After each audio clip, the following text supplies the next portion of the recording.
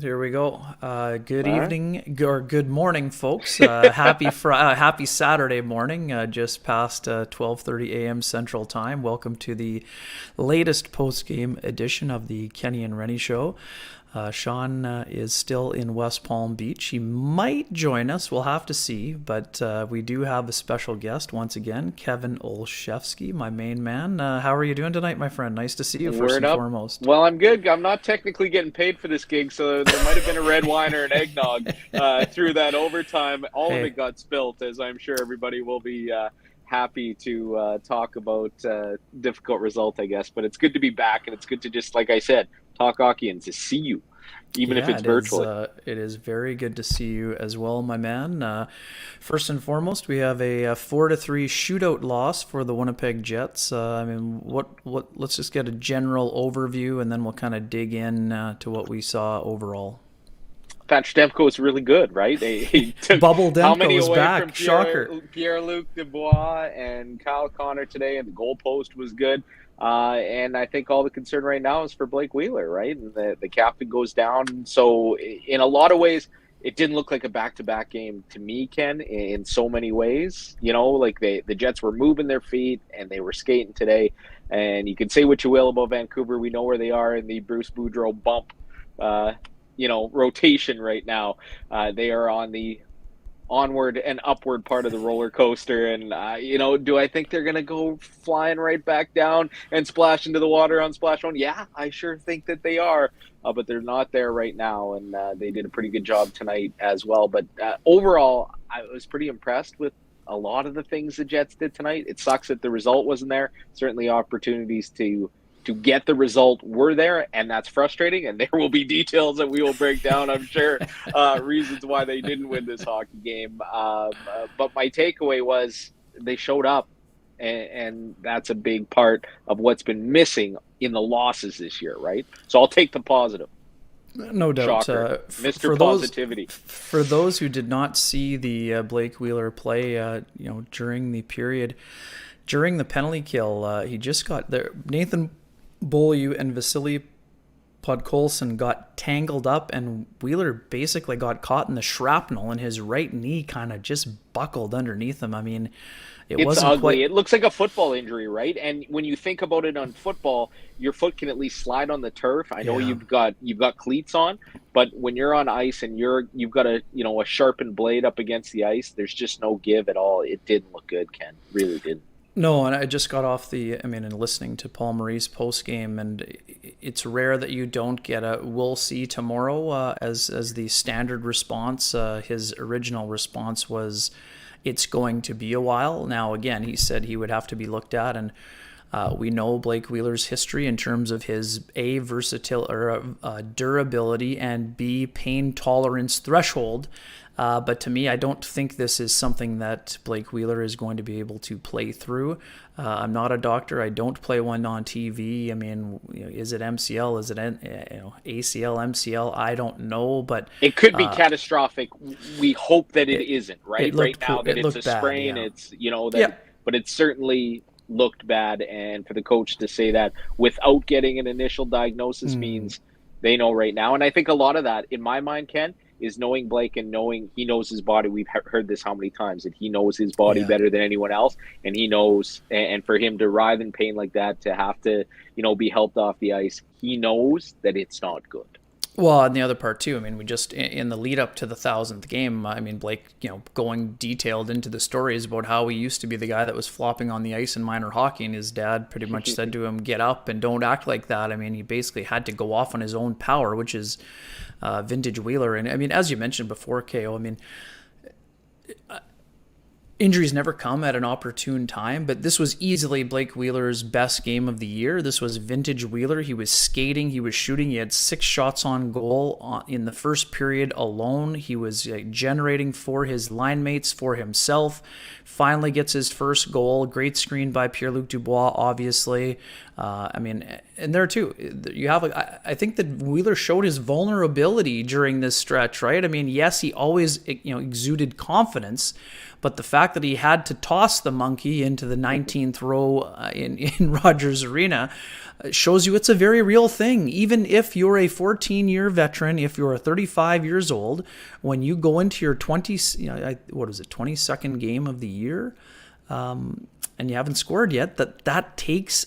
It exacts a mental and emotional toll on any player, no matter how emotionally strong you are. And again, that just sort of goes to show, how unfortunate. I mean, the timing is unfortunate regardless, but that was a game where that line, and we know what it's been like on, whether it's fans or social media or armchair coaches. We know that there have been times when the underlying numbers haven't been good. Tonight was not that night. That line was a dominant force. Yes, I understand they were on the ice for 2 goals against at even strength. I mean, in slow motion, it doesn't look good for Mark Scheifele. It's not a true flyby. I think you have to appreciate the play that Höglander makes to go through his feet. And I mean, Mark explaining afterward that, yes, he understood that maybe he could have made a better play on him, but he thought based on how he went across his body, the only thing he could do was trip him. What do you want to Jake Evans him? We all want the back pressure in the back check, right? And I know that's not the situation. No, and for I sure. say that in jest. But he was there, and Höglander was at speed and made a great play, and maybe a lucky play. Sorry, Höglander. I know he's a talented guy, but let's be real. If he's not a 60-goal scorer, that's doing that each and every night, right? And he pulled it off. All the power to him, and great rip backhand. How many backhands go that hard and that high and wide more often, right? That's a Vinny Danfus special right there. That's a Vinny Danfus special right there. And the other part too, and on the second goal, I mean, this is another, the numbers don't necessarily always add up. That's a save that has to be made. It doesn't matter who's on the ice. It's a wrist shot from the top of the circle. You can tell by Comrie's reaction. Nobody more disappointed than Eric Comrie. But that's just unfortunate circumstance for that line being on the ice. That has nothing to do with the other team hemming them in or generating high danger chances or any of those things that were previously part of the equation in the narrative. That just simply wasn't the case. They were taking it to their opponent. But KO, the big problem in the game was that line did not have any help or not very much help. Yes, I know Nikolai Ehlers had a couple great chances in overtime. So did Pierre-Luc Dubois. And yes, they had the disallowed goal that we'll get into in a second, but this was a night where the Jets' top line was flying, but they didn't have a lot. There were too many passengers on some of the other lines, or how did you see it? And maybe passengers is too strong. I mean, I don't think guys weren't trying. I just didn't think they were able to generate very much offensively. But you saw it early in the game, like Adam Lowry turning a puck over in the neutral zone, which he just, along the wall, just things that he doesn't normally do, right? And I thought, over the past few games, Christian Vesalainen's been hard on the forecheck and has been noticeable. And early in the game, I thought Jansen Harkins had a couple of rushes where he looked a little bit dangerous. And, we know Tony Nato got the goal the other night, but then that line disappeared, right? And then we didn't see them at all. And that gets into the whole argument over usage. But I would agree, right? You can't say that Pierre-Luc's line didn't generate because they did, right? They had a couple of looks, and he had he was really good in the first, but then after that, the majority of the chances were coming, if it wasn't off the stick of Kyle Connor, with Scheifele or Wheeler, right? So they maybe they stood out because they were so good, because we've been waiting to see it, because I can't say that I'm in the media anymore, can I? But how the media loves to say that Connor, Scheifele, Wheeler always work. I'm not Jim Toth. I didn't say that. I didn't tweet it. But they were productive tonight, without a doubt. And you can't, as the Oilers are finding out now, as everyone finds out, you can't just have one line going, right? If you're a good team, you need to be getting something from somewhere else, or it's going to catch up with you, especially you have a goal go in like the second one, right? That kills you. And I know the chances were there, and 3-on-3 is there. The Jets are electric, and I get that Yeah. everybody enjoys it, but the chances are going to be trade-offs either way, and you need goaltenders to make great saves, and you need guys to miss the net completely on a few whiffs along the way, or it's going to, you can't all just New York Islander this thing into oblivion, right? Where nobody does anything and it doesn't happen. Sorry, you can't, and the Jets aren't prone, and they're never going to do that. But you still need finish, and when you look at the Wheeler goal and where Pierre-Luc Dubois was and why that puck went in, why was Thatcher Demko stopping everybody? One-on-one, he can't be beat. Did it in the shootout against three guys. Did it, how many times on breakaways in this game? He did it to Wheeler early. You had to get traffic. You had to get another greasy, ugly goal, right? The perfect play from Connor to Scheifele, that's going to go in on Demko tonight. Get it. But a clear-cut breakaway, nobody was scoring on him tonight because he was in the zone. You needed to take his eyes away, and it's so basic, right? But it's frustrating that it doesn't happen. And that line, the Wheeler line, or Scheifele and Connor, shouldn't be the only line that can do that, right? Yeah, and for me, all I was saying was that it just didn't seem like the second line, which has been very good at times, especially lately, especially Ehlers, I just didn't feel like they had a lot of chemistry going on the ice. And we should mention, Dennis Bayak did mention on the pregame show on the TV broadcast that Pierre-Luc Dubois was a game-time decision. He got banged up late in the game last night in Seattle. There was a chance the Jets were going to have to go 11-7. That's why Ville Heinola took the warm-up. You could tell that Dubois didn't quite have the same power in his stride as he's had. Or along normally. The wall, right? He wasn't right, exactly. like he was against Seattle, like he was against Toronto, right? For sure. And that's the reason why I really just didn't think that they had as much generation happening. And again, the Jets find a way to get a point with their backup goalie on the road against a team that has now won 5 of 6. Now, on the flip side of that coin, they've lost they've given up 3 points to the Vancouver Canucks, who don't appear to be a playoff team right now, and they're a team that's chasing them. So, is that problematic in a week where that started with the loss to the Arizona Coyotes, right? Or the stretch that is involved. What's here. Your perspective? What are you attaching? Right. What are you looking at? Are you attaching it to the Minnesota game and saying that's the one-off, or that's regular, and they just fluked one out and managed to? It was all Hellebuck and they shut out Seattle last night, right? Yeah. So it's so interesting, right? Because this team kind of has they play kind of in waves, and I thought that Hellebuck was excellent yesterday, but I didn't think it was a stolen game by any stretch. Natural Statric said 10-5 at even strength, high danger chances. I didn't find that it was a game where Seattle had twice as many offensive chances. To me,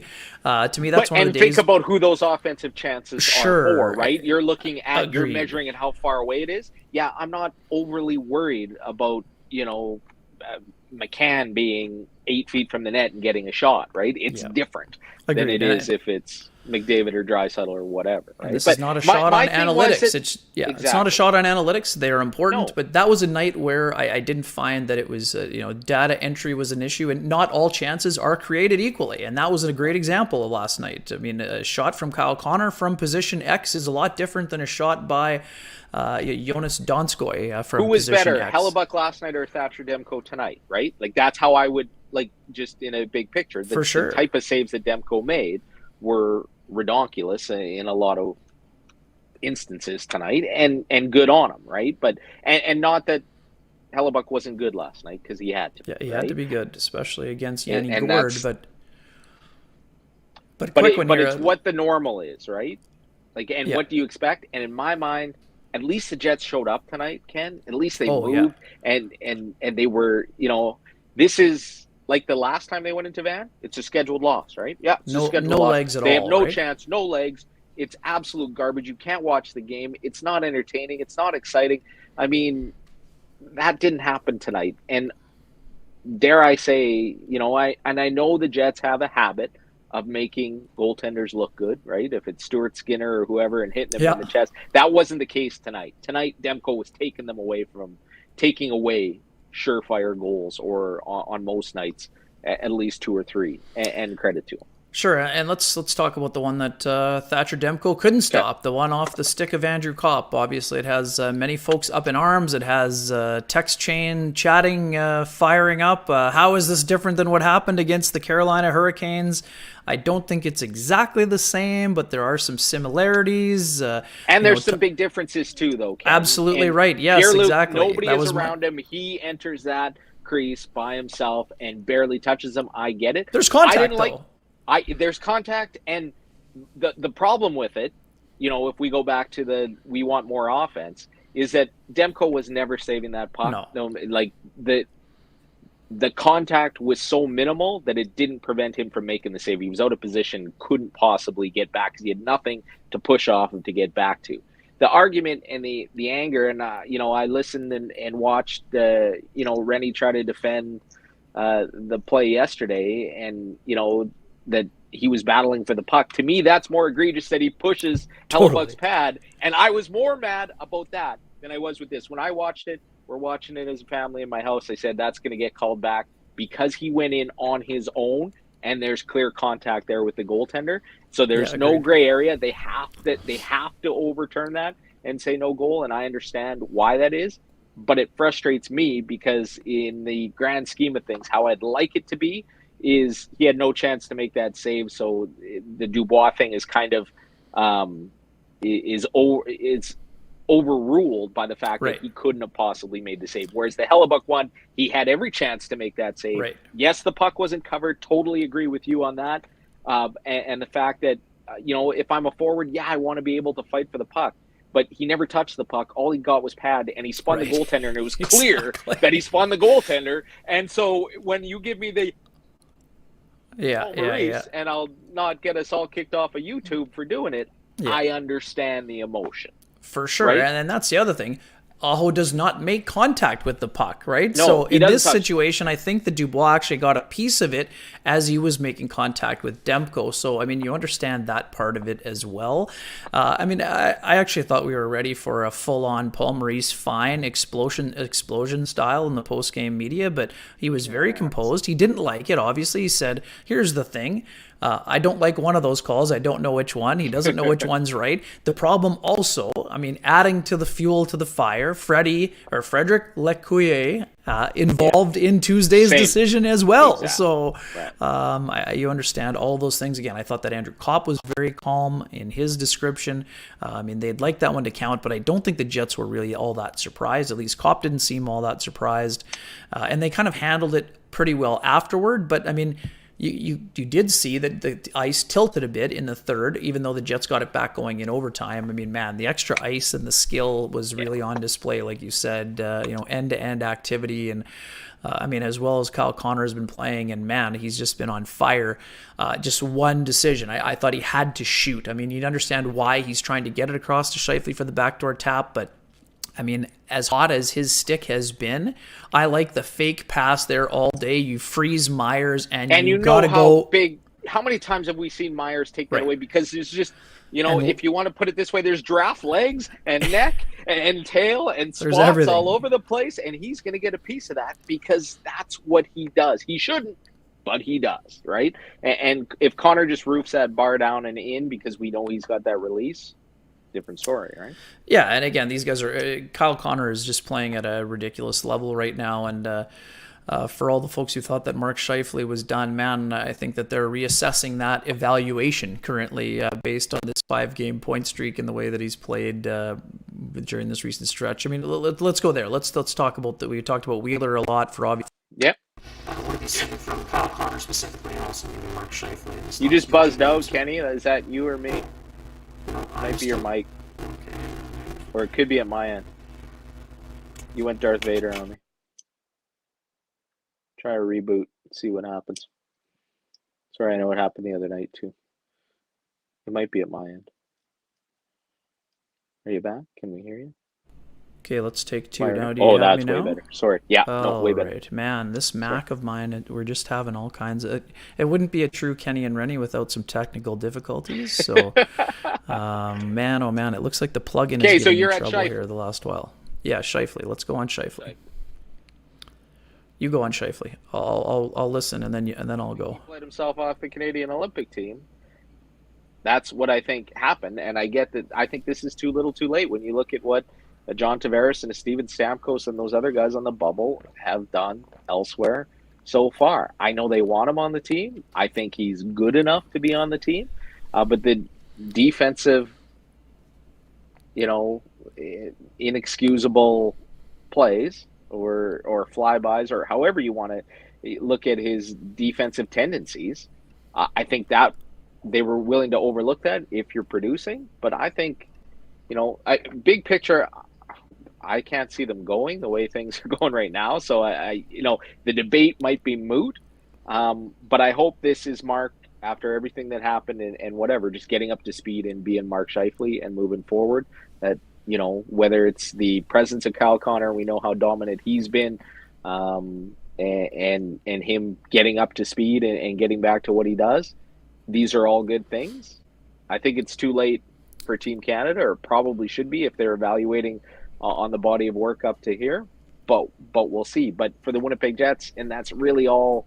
At the end of the day, this team needs to be concerned about having Scheifele looking more like Mark Scheifele is long overdue.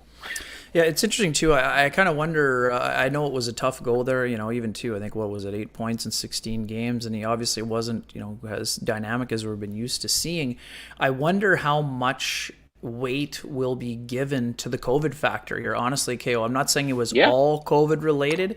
I wonder if there's a portion of that stretch that is not ignored by Doug Armstrong and company, but factored into the equation. So I don't know. You're right. I mean, I'm not sure if there's enough runway to play catch up, but if Mark Scheifele continues to play at that level, he'll certainly keep himself in consideration. But the problem for Scheifele, as you mentioned, is the amount of depth up front. I mean, look at Andrew Mangiapane, and and you're looking at penalty killers, and you're looking at guys who would be okay in a 13th forward role or a 14th forward role to start the tournament. So it's super interesting to see how it's going to go, and the timing is also interesting too. These are two completely different things, but look at how Seth Jarvis talked about, how the disappointment of not making the World Junior team last year, just over 1 year from, a week or so from now.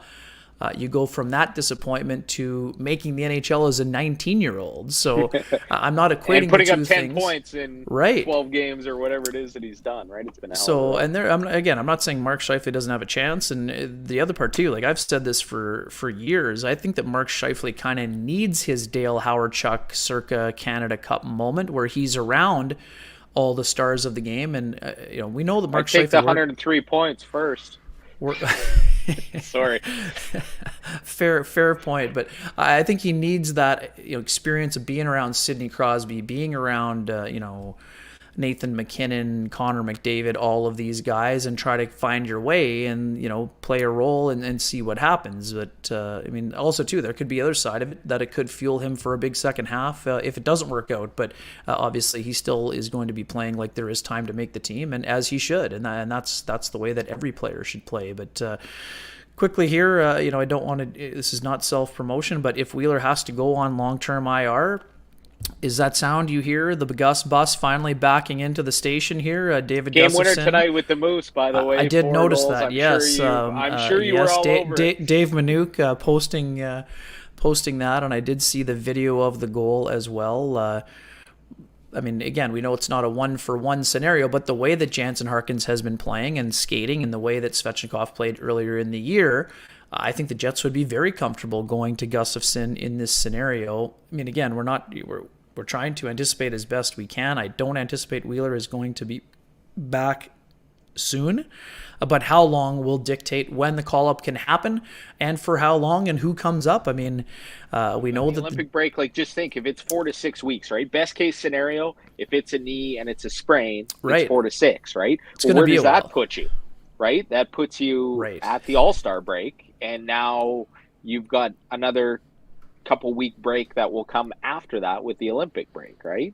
Yeah, so super interesting to monitor. And if you're going to do that, and if you're the Jets, and if you're treading water, and that's a lot of water that you got to paddle over to get to treading water to stay in the playoff picture at that point.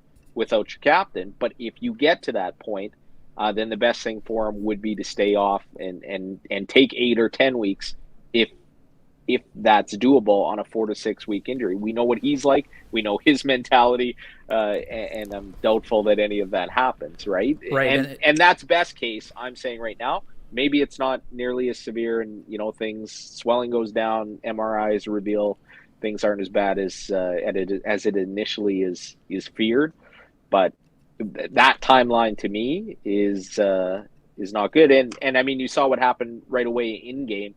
It's hard to believe that anybody other than Stastny gets moved up there, right? Like, yeah, for sure. And that's the other part too. And the other thing we should explain to the folks, I mean, we know the CBA is a complicated complicated document. The Jets will need LTIR for Blake Wheeler in order for this to be a full-time call-up, right? They can't, like, regular IR I don't think gets them the cap relief. You need LTIR. So right. They're obviously not hoping for this, but if he is going to be out for a significant amount of time, they'll need to go to LTIR to get that cap relief that would allow again, maybe Neil Pionk is back as early as Tuesday. Again, we don't know this because concussions you can't predict either. But you're only going to be allowed one extra player essentially for the time being until you have either a healthy Blake Wheeler or a healthy Neil Pionk. So that'll be very interesting to monitor as well.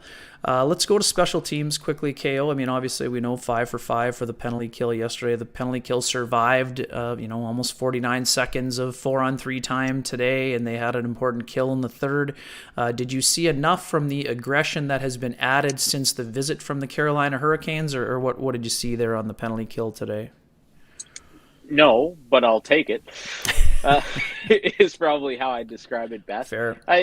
They've got to change what they're doing, right? And they know that. So it's great that it's no longer, it's okay, it's going to be fine. At least after that, Paul Maurice was very upfront saying, no, we need to do a lot more and be a lot more aggressive. So it's baby steps, right? I'll take it for today.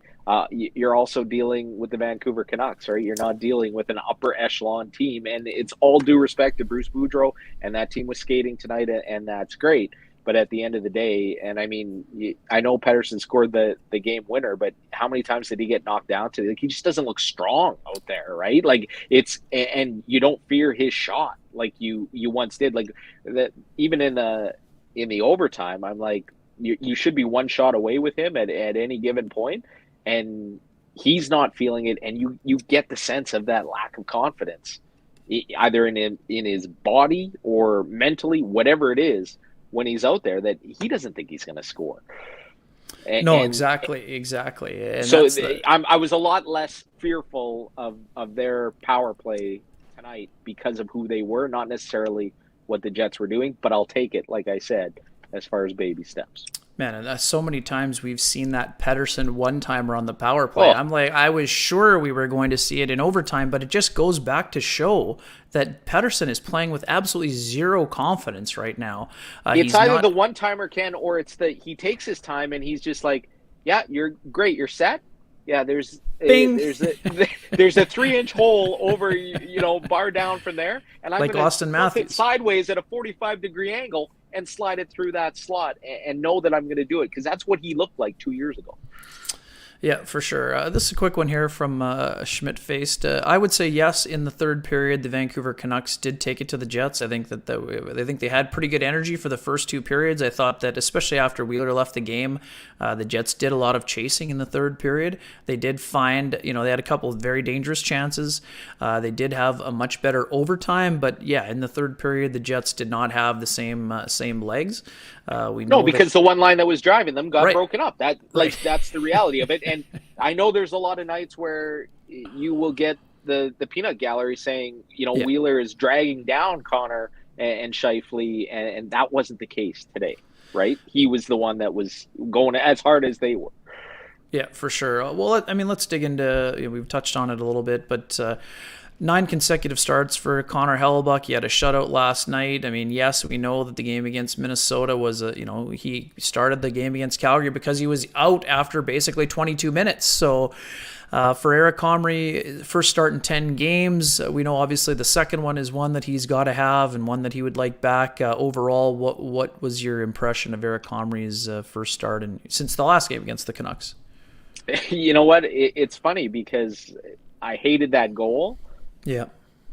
And that could have been an absolute backbreaker for the Jets, and it wasn't, right? And so every time that he plays and what he did from that goal forward, to me, speaks volumes as to how far he's come and how wrong so many people were, myself included, when I was like, can they really can they have a chance to win with him as their goaltender in 3 nights a month? And I wasn't sure going into this season that they can. And I think tonight he looked like a backup NHL goaltender, but he now makes saves that you need to make in crunch time. And he did it in the third, and he did it in overtime. And are good players going to make you look silly in a shootout? Absolutely, right? And the Garland goal, I mean, that's a high end play. But he was going 1,000 miles an hour, yep. and I get it, and he bit. And he was trying to make the save, right? But I don't fault him on that. Would it be great if you pulled out a save? Yes. But I thought, to me, my confidence isn't wavered in Comrie. They should have a chance to win the game, and they had a chance to win the game tonight. Right. With him, with the type of saves that he made, especially late. I mean, Brock Besser could shoot the puck, and he took 2 or 3 of his shots, like, no problem, and settled down, and there was no crazy rebounds. He just looks more in control. So is he giving you what Francois did? Close. I know LB stole some games and stepped up, but if you look in the entirety and not just when he was hot or early in the season before he got either worn down or when his skates were tied up or whatever it was with LB, so I do remember that phrase nonetheless. Do you have as much faith in Comrie right now? Probably not there yet, but it's growing, and he's not deterring me, and I'm not in full panic mode when he goes in the net, especially against a team like Vancouver. Yeah, and the other part of that equation, Kale, yes, he did allow a softie, but in years past, a softie is when the roof caves in. Not just on Eric Comrie, but on backups that are trying to establish themselves. That could have gone sideways in a hurry.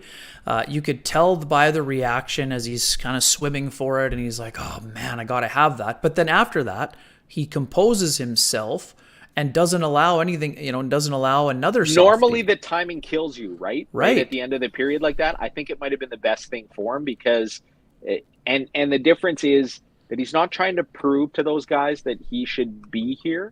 He gets treated like he should be here, and I feel like that support has come full circle on him. They're not hoping and wishing. They knew that he would make saves in the back half of the game, and it didn't kill them, right? For sure. And for Blue Thunder, I don't agree with this take. I understand that the back-to-back is not taxing, but you're ignoring the fact that he started 9 consecutive games, and that takes a toll on a guy, and the Jets don't have a lot of spaces in their schedule to find Connor Hellebuyck 3 days of rest. They don't play again until Tuesday.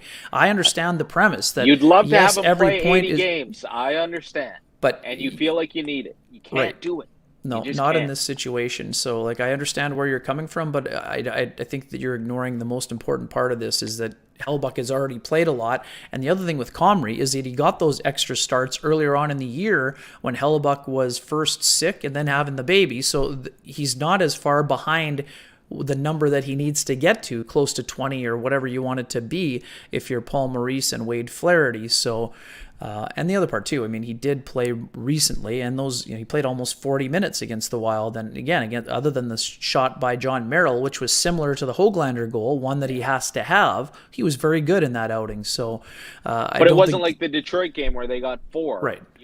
And that's the biggest difference to me.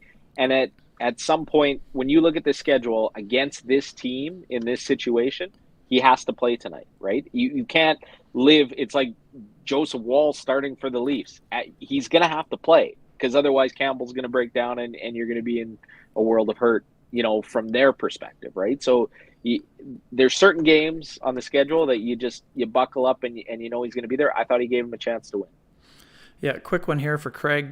Craig, with Ehlers in the box, I do not believe he was eligible to be in the shootout. I think I'm not sure if that would have changed, whether it was After that Dubois or breakaway, are Ehlers you getting him scoring. in there? No. So I'd give him, he's kind of the guy that I'd give him a chance regardless, I just want the how much he clapper was. from the blue because that's how he's going to score. It's It's ridiculous, totally but how he's going to you score. know, don't waste your time skating in at 100 miles an hour to get within 3 feet of the net because. And I know that's not where he's supposed to score from, but I have more confidence of him doing that on For the breakaway sure. than I do anything else. And Roscoe, welcome back. I appreciate you weighing in as often as you do, but I don't think that people have trouble discerning what level Connor Hellebuck has been playing at. Everyone who's covered the Jets understands that the last 2 years with the defense that they rolled out, Connor Hellebuck was the biggest reason the Jets were A, involved in the qualifying round, and B, involved in a playoff and a playoff victory. So, And if Thatcher Demko played like this for the first 2 months of the season, the Vancouver Canucks would still have Travis Green and they Nolan most certainly Baumgartner on the would. bench, right? He's been real good. Did you hear? I was listening to Overdrive, and Bruce Right. Boudreau comes on, and he goes, they were like, what did you learn about your team? I learned that our goalie is freaking good. Well, yeah, he has been since you got here. He didn't look that, crap hot earlier, in the season. And that's no slight on Thatcher Demko. You know how goaltenders are going to be. But it was kind of like at the tail end of last year when Demko got hot, right? He's a difference maker. And you can see it coming, but he's a young player who's not consistent yet. Right now, and when he's on, he's dynamite. He was tonight. Yeah, no doubt about that. How about the back end? Let's talk about the defense quickly, KO. I mean, Where's Billy? Get Billy in there. Why isn't Billy playing? I said this 2 years ago before I got fired from the post-game show. Damn it. Still nothing's changed. I thought that was the free Niku movement. We're changing. We've got it changed. Yeah, he's been freed in Montreal. How's that working out? Yeah, he's soon to be. Ruined his development. That's what happened. I guess. Well, he's soon to be replaced by Cale Clegg, whose father I played with at the University of Regina. A little known fact. Jason Clegg, very good netminder for the University of Regina Cougars, right there. So, Wow. The former Brandon. I did not know that. That's Weber trivia. I was not familiar. Exactly. How about the second pairing? Obviously, Brendan Dillon has moved back over to the right side here. Logan Stanley. Moving back to his more familiar position on the left. He had a career high in ice time yesterday, played a lot again today. What have you seen from that pairing overall? Scary at times, right? But they're committed to Logan Stanley, of developing him and continuing to put him into positions and into situations that are going to test him. Some nights he is going to be okay. Some nights he is not.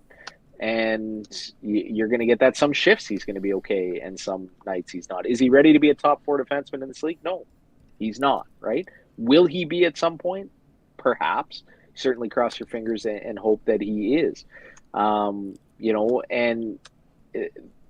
Regardless of what we think, this is the plan and this is what they've committed to, and this is what they're going to go with, right?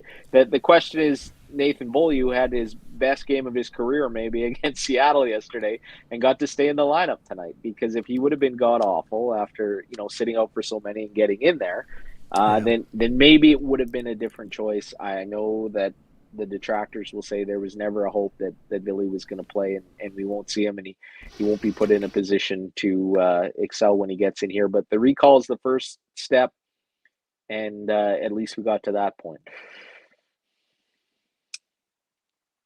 What are you looking at? Did we lose you? Oh, you're gone. We can't hear you, Kenny. We can't hear you. We got nothing. Reboot. Oh, the power of the Mac has taken us down. Kenny will push some buttons and see what he can do. He can clearly hear me because he's giggling. I tell jokes. I don't have any jokes tonight. I would love to see Ville Heinola play, and I said that a year and a half ago. I'm still on that bus. But is he going to be the savior of all saviors? I don't believe that's the case either. And I know he's been very good with the Manitoba Moose at the American Hockey League level this year. And at the end of the day, he's been very good and has moved the puck, and he has 12 points in 14 games. Is that, he's not Cale Makar, right? And everybody puts him, he's Cale Makar, he's Quinn Hughes. Well, he's not that. And maybe he gets to somewhere within that at this level, but I don't think he's that guy right now. I think he's a good player. He'll be a good, smart player, but he's not. I mean, I guess you don't know until you see him play, but he's just. It's hard to say that unequivocally he's going to dominate at this level, because it just doesn't happen that way. Are you back in? I think so. I don't have the full. The sound is not going to be great, but at least we're going to have something. Are you just here. On your phone now? I am just on the laptop. The mic is out to get you. Oh man, it's sorry. classic. I'm blithering about Billy, and no, I heard you. I heard you the whole time. Yeah, I get it, right? But the way that they play and what they're trying to do, it's the same. I go back to the same argument that Nikolai Ehlers is the zone entry machine on the power play, right? Except when he's out there on the power play, they went a big stretch without him being able to enter the zone either, right? Against Carolina, he was out there. I saw him. 5-minute major.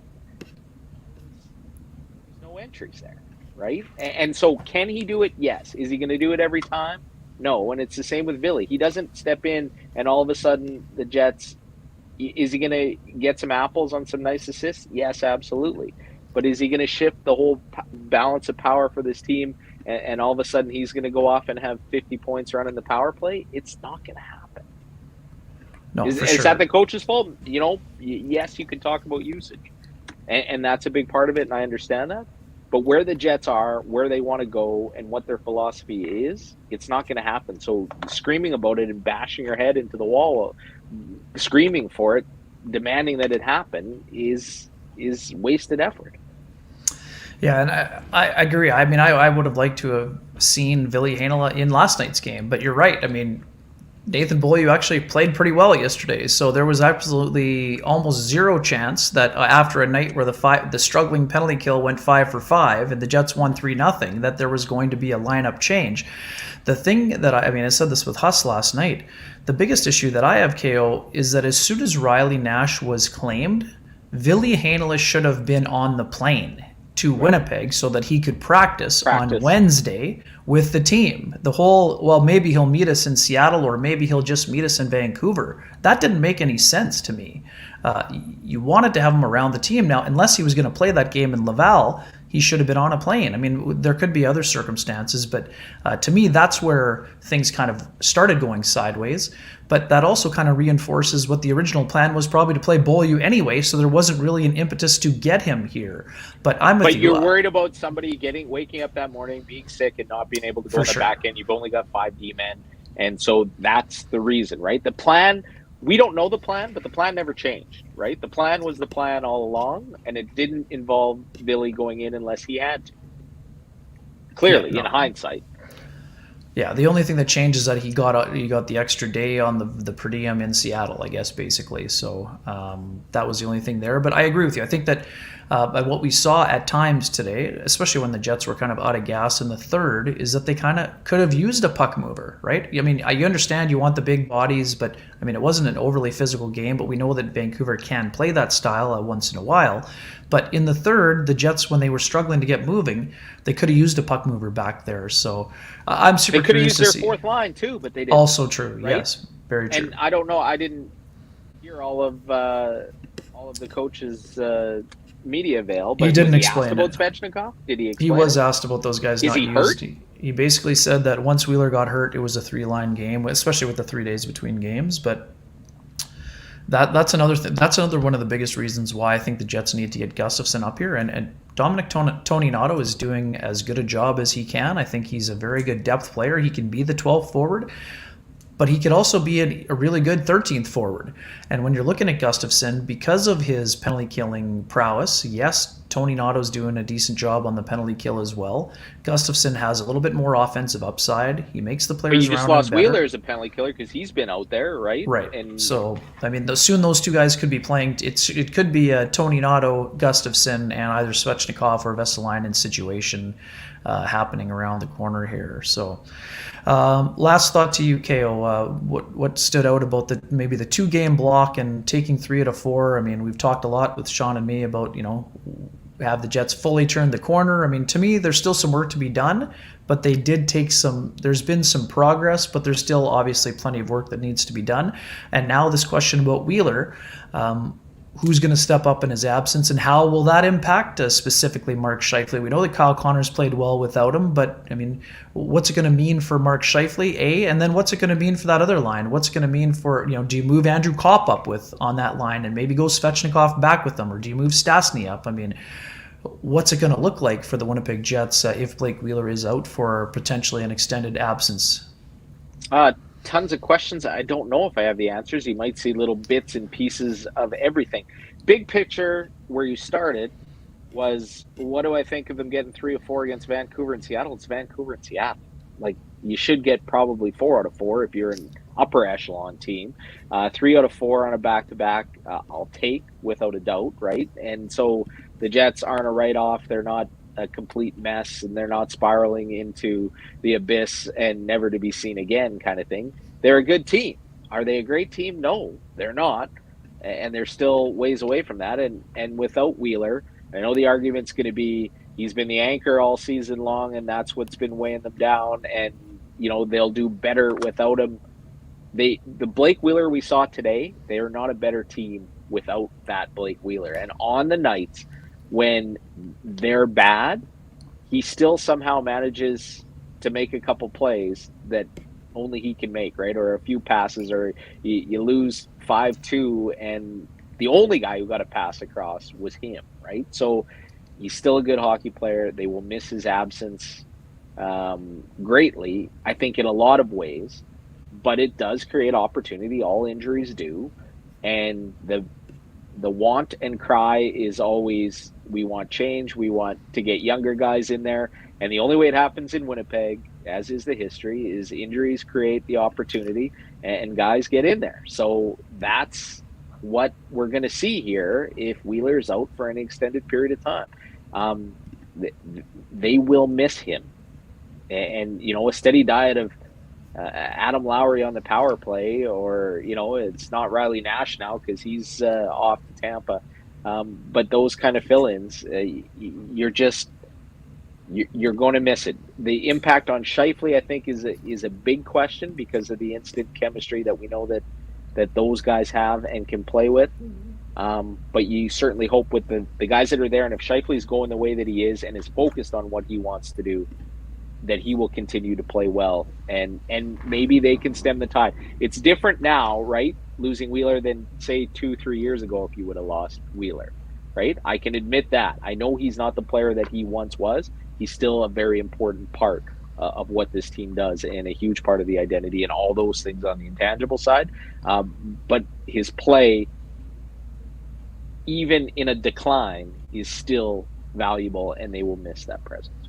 Yeah, no doubt. As we mentioned, the Jets are back in action on Tuesday against the Buffalo Sabres to open up a 3-game homestand, which includes games against the Washington Capitals and St. Louis Blues. So it's a busy stretch ahead. Before we get going here, KO, big game at the Ice Cave tomorrow night. Maybe a quick thought on the Oil Kings game from earlier this week, and maybe what we might see in the rematch. Obviously, the Oil Kings will be missing a couple of their important World Junior guys, and the Ice will also be missing Carson Lambos.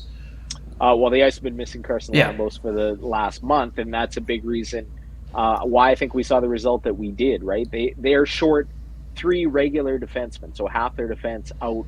They had 2 call-ups, 2 16-year-olds playing in bird cages against the Edmonton Oil Kings, who were going into the Western Hockey League season probably labeled as one of the favorites to win. They add Caden Gooley, who's going to be, possibly the captain of Team Canada, and come in here. And the Ice did all they could to be in that game, and it was a 3-2 loss. And I know everybody looks at it and goes, "Oh, the losses are starting to pile up." And if they would have had Carson Lambos, and let alone the other two guys in Carter Persofsky and Martin Bohm on the back end, and a full glut of Western Hockey League veteran defensemen, I think they would have been just fine.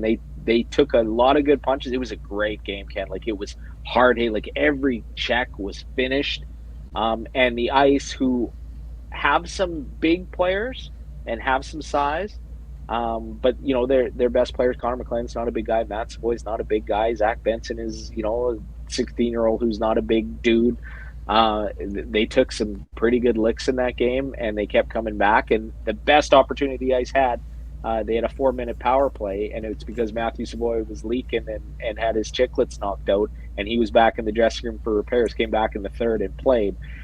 So the Oil Kings scored all their goals on the power play, and I would expect that. They lost tonight in Brandon because they've lost 4 of their top players, including their goaltender, right? So take Sebastian Cossa out and put him in between the pipes of Team Canada.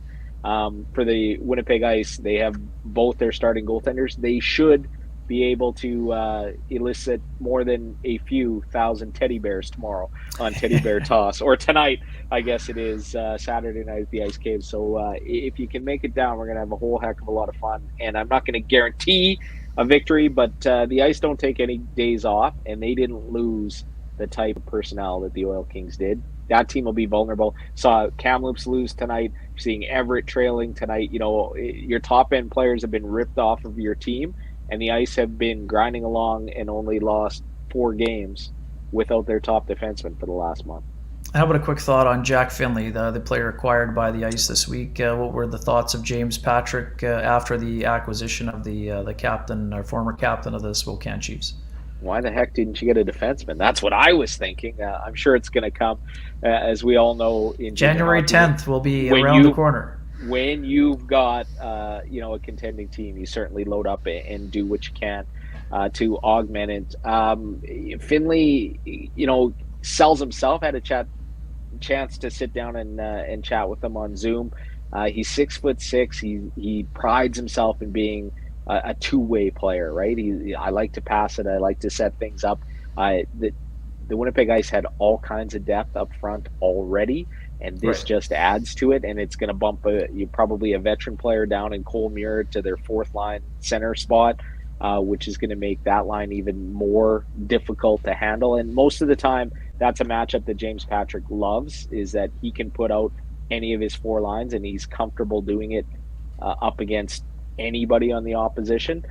So this is going to add to that depth up front, and the dude can finish and the dude can play. And the difference is he missed a whole year, right? Pretty much. He played all of 2 games last season, had shoulder surgery, has worked his way back, and was putting up points now. So he's finally healthy. If he gets the bump and makes World Juniors and plays for Team Canada, he will be brimming with confidence. If he doesn't, he's going to make the Ice an absolute juggernaut during the break, while the other 20 top players in the league are gone and representing Canada. So real good player. He's going to add to stuff. I still expect them to add on the back end. They're going to have to if they're going to go for it this year. But can't wait to see him play. He's going to fit in nicely. And a big body. I mentioned all those guys that aren't big, right? So put another 6'6" guy in front of the net on a power play unit. Yeah, we'll take that. Great stuff. Thank you for the insight, both on the ice and the Jets. Thanks for spending time. And folks in the chat, nice job. Over 150 folks still live on YouTube after 1 a.m. That's great to see. If you missed the show, check it out on our YouTube channel or via podcast. Enjoy the Ice game tomorrow. Have a wonderful weekend. Enjoy that Grey Cup. And folks, we'll see you after the Tuesday game against the Buffalo Sabres. Have a great weekend. Matt, I didn't get to hear the intro music. 2 holes in 1.